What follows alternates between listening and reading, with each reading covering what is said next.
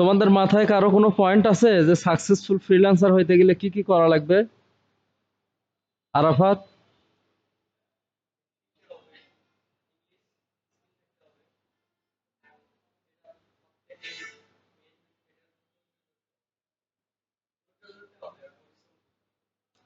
আচ্ছা, একজন সফল ফ্রিল্যান্সার হইতে গেলে আমাদের ওই কাজটা খুব ভালোভাবে আপডেটেড কাজ। একটা কাজের দুইটা ধরন থাকে, হ্যাঁ, একটা ব্যাকডেটেড আর একটা কি আপডেটেড। যেমন এসইও বলো, ওয়েব ডেভেলপমেন্ট বলো, বা দেখা যাচ্ছে ডেটা এন্ট্রি বলো। যারা ওল্ড স্টাইলে করে তাদের অনেক সময় লাগে বা ডেটাগুলো আসলে ইরর ফ্রি হয় না। আর যারা নিউ স্টাইলে করে তারা দেখা যাচ্ছে এআই হোক বা বিভিন্ন স্ক্রেপিং টুল দিয়ে হোক খুব দ্রুত অনেক ইরর ফ্রি কাজ করে, তাই না? এখন আগে দেখা যাচ্ছে আমরা 1000 ডেটা এন্ট্রি করছি, তার জন্য ক্লায়েন্ট 100-150 ডলার দিছে।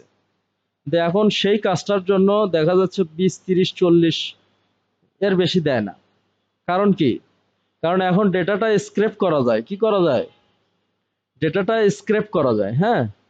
আচ্ছা, তার মানে দিন যত যাচ্ছে কাজের সিস্টেম বা মেথড চেঞ্জ হয়ে যাচ্ছে এবং দেখা যাচ্ছে যে খুব অল্প সময়ে দ্রুত কাজ করা যাচ্ছে, সেই রকম সিস্টেম আবিষ্কার হচ্ছে, তাই না? তাহলে আমাদের সাকসেসফুল ফ্রিল্যান্সার হইতে গেলে লেটেস্ট পদ্ধতিতে যে কোনো একটা স্কিল সেট বা মাল্টিপল স্কিল সেট আমাদের লার্ন করতে হবে, শিখতে হবে।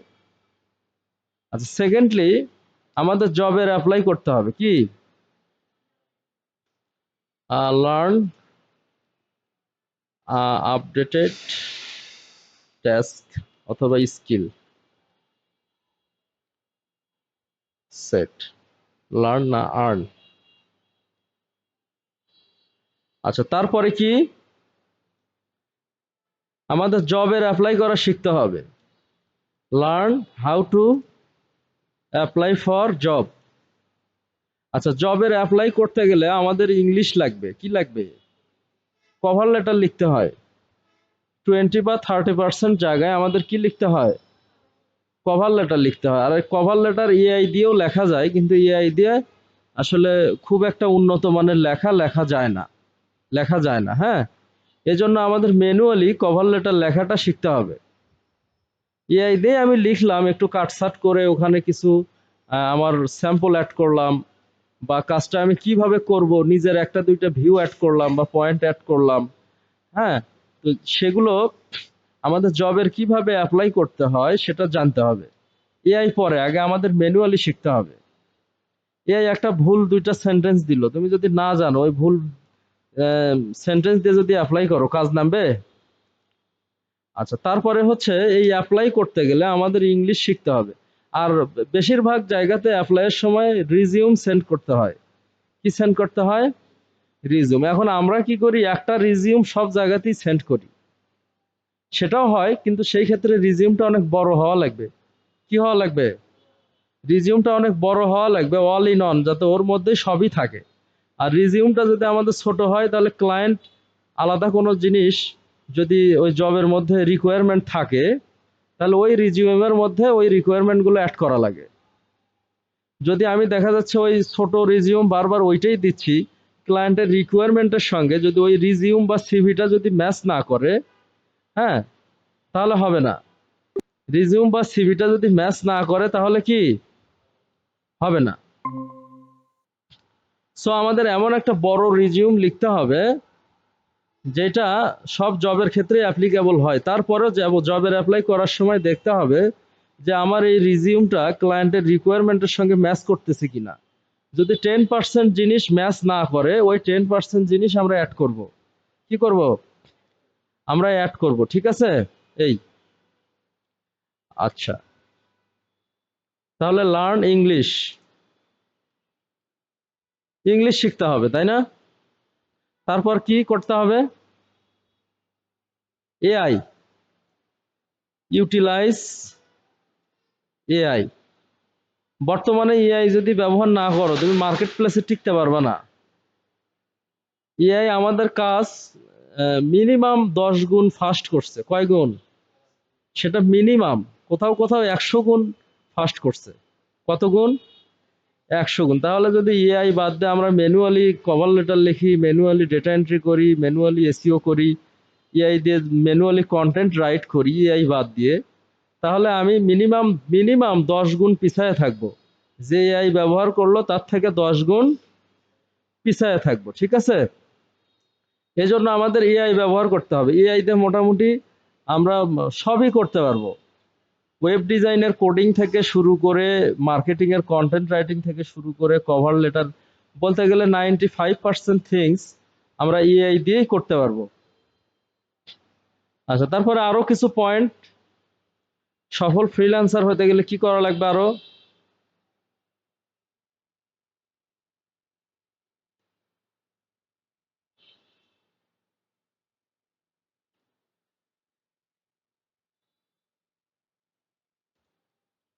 জব পাওয়া কিন্তু অতটা সহজ নয়। আমার রিসার্চ করা লাগবে যে কিভাবে মানুষ জব ধরতেছে, মুন ভাই কিভাবে জব ধরতেছে, বা মাঝারুল কিভাবে জব ধরতেছে, হ্যাঁ, বা চকপাড়ার দেখা যাচ্ছে তমাল, বা হ্যাঁ আরো অনেকেই কিভাবে জব ধরতেছে। এইভাবে রিসার্চ করতে হবে। কি করতে হবে? কেউ অ্যাডসেন্স করে ইনকাম করতেছে, তাই না? আচ্ছা, রিসার্চ ছাড়া হজবরল মার্কেট প্লেসে টিকে থাকতে পারবে না। কেউ দেখা যাচ্ছে ফেসবুক অ্যাডভার্টাইজিং করে টাকা ইনকাম করতেছে। বর্তমানে ফেসবুক অ্যাড করে অনেক টাকা ইনকাম করা যায়। কি করা যায়? শুধু ফেসবুক অ্যাড। আবার অ্যাডসেন্স করে অনেকেই লক্ষ লক্ষ টাকা ইনকাম করতেছে। আচ্ছা, এখন অ্যাডসেন্স করতে গেলে আমাদের ভিডিও এডিটিং শেখা লাগবে। কি শেখা লাগবে? আমরা এই যে নর্মাল যে স্ক্রিন রেকর্ড ভিডিও, এটার সঙ্গে যদি একটা ইন্ট্রো ভিডিও লাগায় দেই, বা একটু এডিট করে ভিডিওটাতে একটু অ্যানিমেশন লাগায় দিলাম, ওই ভিডিওগুলো মানুষ বেশি দেখে। হ্যাঁ, আমরা সলিড যে স্ক্রিন রেকর্ড হোক, আর আমরা এই যে এইভাবে ফোন রেখে এইভাবে প্রেজেন্টেশন, মানে ফোন দিয়ে ভিডিও করা, সাধারণত এই দুই টাইপের ভিডিও হয়, তিন টাইপের ভিডিও হয়। একটা স্ক্রিন রেকর্ড, একটা হচ্ছে পিছন ক্যামেরা দিয়ে ভিডিও করা ব্যাকগ্রাউন্ড সহ, আর একটা হচ্ছে আমার ভিডিও একটা ফুললি তৈরি করা পাওয়ার পয়েন্ট প্রেজেন্টেশনের মতো স্লাইড ভিডিও, তাই না? আমরা যে ভিডিওই করি না কেন, যদি ভিডিওর মানটা অনেক কোয়ালিটি সম্পন্ন হয়, তাহলে আমাদের অ্যাডসেন্স খুব দ্রুত, ভিডিওর যে অ্যাডসেন্স আছে ইউটিউব টুইটার এগুলোতে খুব দ্রুত আমরা গেইন করতে পারবো। দ্রুত কি করতে পারবো? গেইন করতে পারবো। এই জন্য ভিডিও এডিটিং শেখা লাগবে। আমরা যদি নর্মাল একটা ভিডিও স্ক্রিন রেকর্ড করতেছি, এই ভিডিওটা আমরা করতেছি না, স্ক্রিন রেকর্ড করতেছি ব্যান্ডি ক্যাম দিয়ে, তাই না? এইটাই যদি আমরা একটু এডিট করে দেই তাহলে আরো ভালো হবে। আবার মাঝারুল একটা ক্যামেরা ধরে আছে, বা পিছনে একটা স্ট্যান্ড দিয়ে একটা ক্যামেরা ধরে আছে, আমি প্রেজেন্টেশন দিচ্ছি বা রান্না করতেছি, বা দেখা যাচ্ছে একটা ক্লাস নিচ্ছি, এটা সেটা করতেছি, ওই ভিডিওটা আমরা যদি হুবহু ওই রকম দেই তাহলে ভিউ কম হবে। আমাদের একটু ভিডিওটা এডিট করতে হবে। কি করতে হবে? ওই ভিডিওর সঙ্গে একটা রিসার্চ বা অ্যানিমেশন বা লজিক্যাল কোনো ইমেজ, হ্যাঁ, এগুলো লাগাই দিতে হবে। দিয়ে ওই ভিডিওটা যদি একটু এডিট করি, যে ভিডিও খুব ভালোভাবে এডিট করতে পারে বা বানাইতে পারে, তার জন্য ভিডিও অ্যাডসেন্স।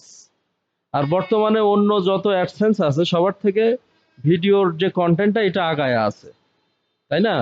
এখন আমাদের রিসার্চ করতে হবে, দেখতে হবে কে কিভাবে ইনকাম করতেছে।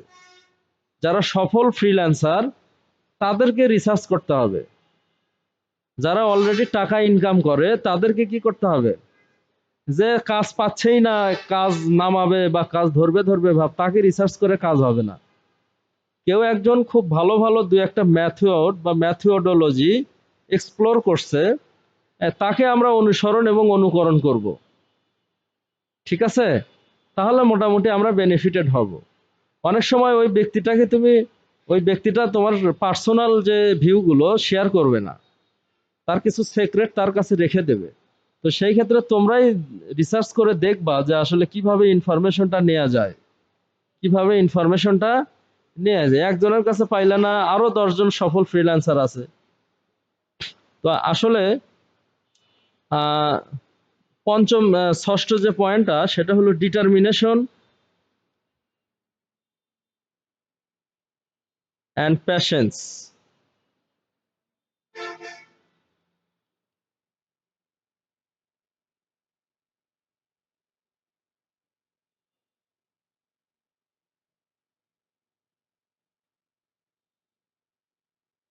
তাহলে আমাদের অনেক ডিটারমিনেশন মানে জেদ জেদ থাকা লাগবে যে আমরা এখান থেকে ইনকাম করবই, তাই না? এবং ধৈর্য থাকা লাগবে। যদি আমার ওই রকম কোনো জেদ না থাকে, হ্যাঁ, একটু বিপদ আসলে আমি নাই, ওই কাজটা ছেড়ে আমি আমার লাইন বা রুট চেঞ্জ করলাম। শোনো, বিপদ কিন্তু প্রত্যেকটা রোডেই থাকে, প্রত্যেকটা ওয়েতেই থাকে, আল্লাহর পরীক্ষা প্রত্যেকটা জায়গাতেই থাকে, এখানেও আছে। অনেক ক্লায়েন্ট আসবে, সেগুলো যে হারাম অফার করবে তোমাকে, হ্যাঁ, দেখা যাচ্ছে এই কাজটা করো, বা হ্যাকিং এর কাজ দিবে, হ্যাঁ, বা দেখা যাচ্ছে যে অনেক টাইপের ইলিগেল কাজ। আবার দেখা যাচ্ছে অনেক ক্লায়েন্ট আছে টাকা না দিয়ে চলে যাবে।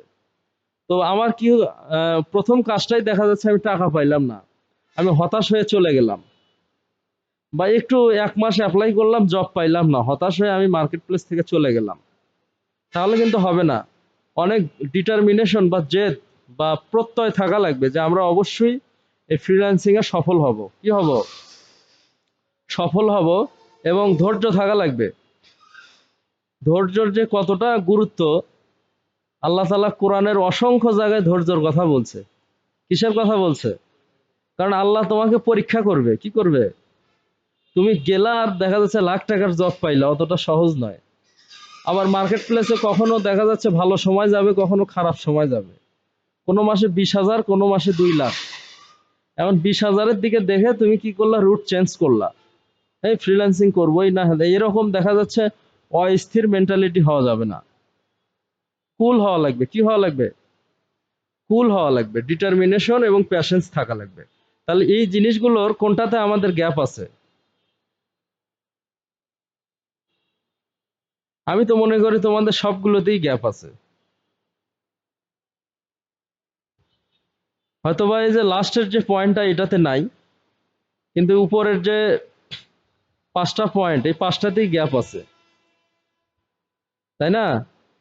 তোমরা আপডেটেড কাজ এখন পর্যন্ত শিখতে পারো নাই, জবের অ্যাপ্লাই এখন পর্যন্ত দিচ্ছ না, ইংলিশ মোটামুটি শিখতেছি আমরা, কিন্তু ইংলিশ রাইটিং এবং স্পিকিংটা আমাদের এখনো ভালো নাই।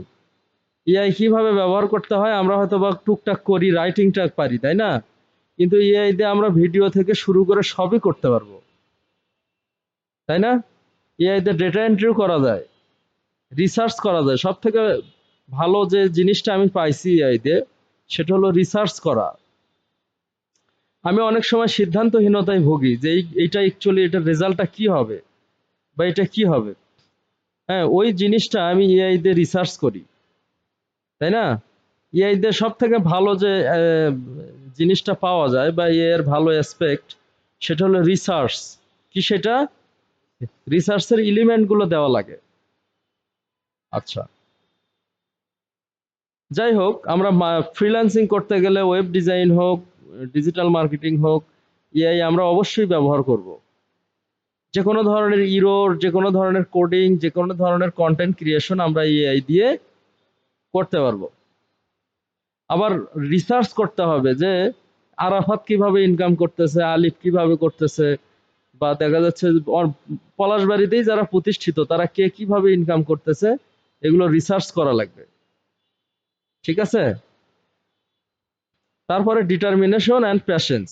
যাই হোক, আমরা যত রিসার্চই করি না কেন, ওয়েব অ্যান্ড সফটওয়্যার ডেভেলপমেন্ট সবার উপরে থাকবে। কোথায় থাকবে? সবার উপরে থাকবে, হ্যাঁ।